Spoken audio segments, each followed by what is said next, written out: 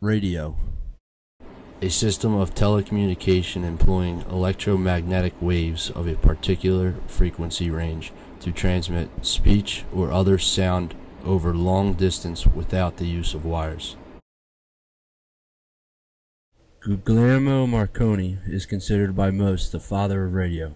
He sent the first wireless telegraph in 1894, which was just Morse code, initially used for commercial and naval vessels. In 1896, he sent a signal over 2 miles. Then in 1899, he sent a signal across the English Channel.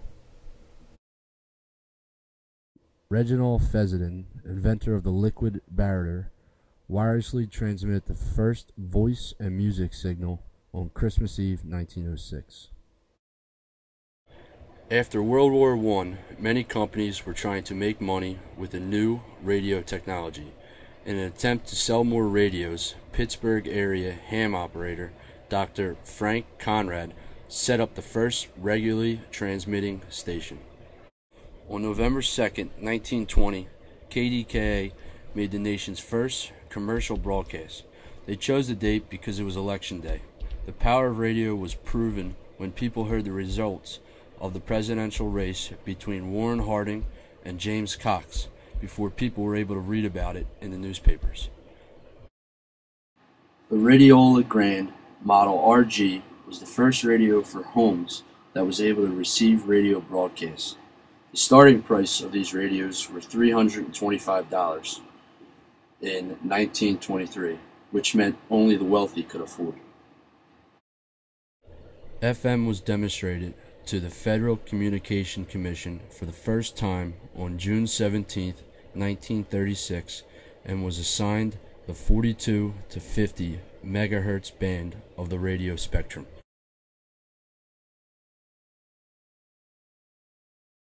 When I first heard radio, I was a child.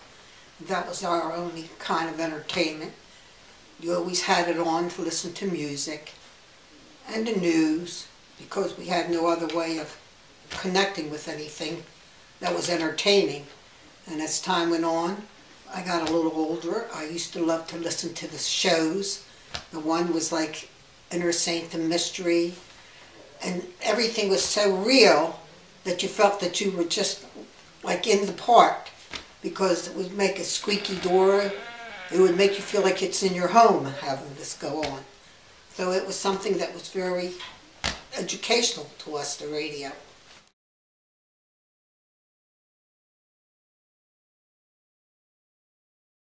XM satellite radio was developed in 1988 from the formation of the American Mobile Satellite Corporation.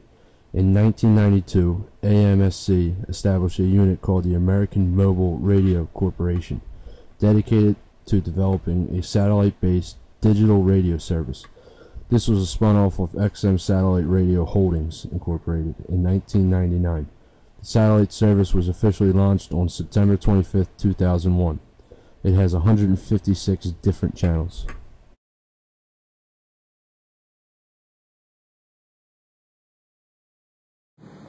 Alright, so I started radio 7 years ago, and in that short time it has changed a lot into now that we're more not just radio, not just in your car. We are everywhere with like the iHeartRadio app for Clear Channel, and we have to have a digital presence online, on Facebook, on Twitter. You have to be where the people are.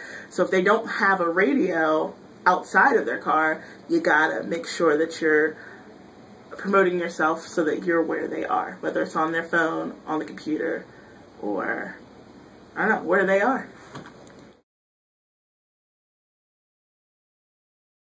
Is the fact that there's a whole lot more competition now. I mean, I can think back, I lived through the days of the Walkman, and now of course it's the iPod, and then you have your internet sites that you can listen to different music. So when I was growing up, you know, again, there was TV and radio. If you wanted to listen to music, you'd listen to radio. And now I think, I would guess the majority of people use the internet or have their own personal device to listen to whatever music they want to listen to. So that I guess that would be my own perception of how it's changed in society. It's probably less of a viable medium than it was when I was a kid.